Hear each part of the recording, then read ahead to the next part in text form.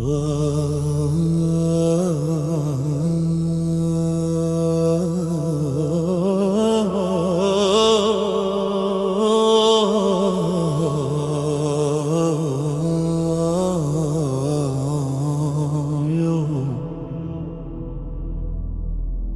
دل من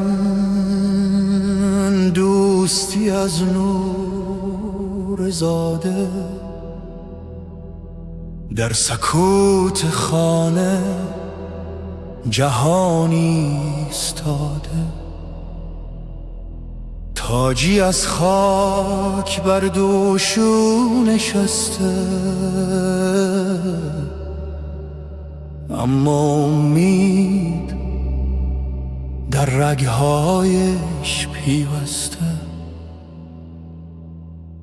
او دختر آتش زاده سپید دم، درخت سر و شاهد راه او هر دم.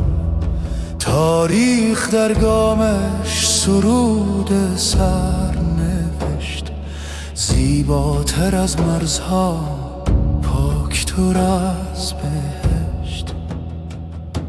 جهان ندید اما دلها شنیدن،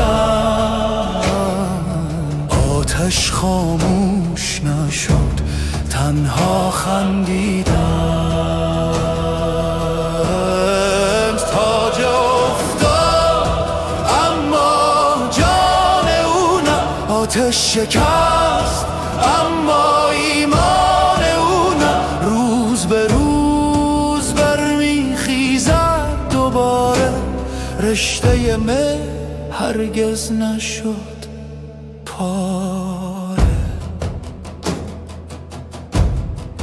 بار خانه زره جنگ بینم بر پشت او، اما نه در دل آرام.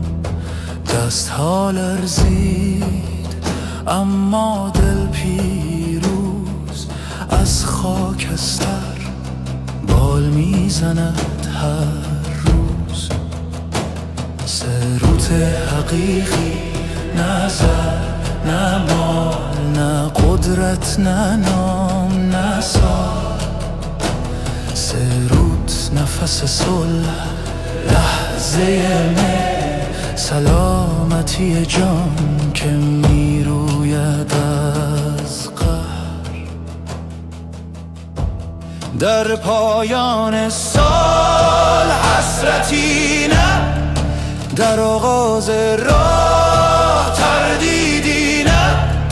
در دل الها سرودی از احترام، برای مادر، برای عشق تمام.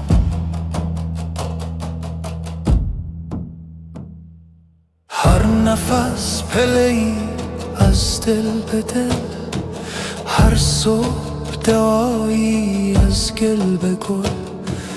نیایش ما در صدای سکوت، آغاز انقلاب در دل هر وجود.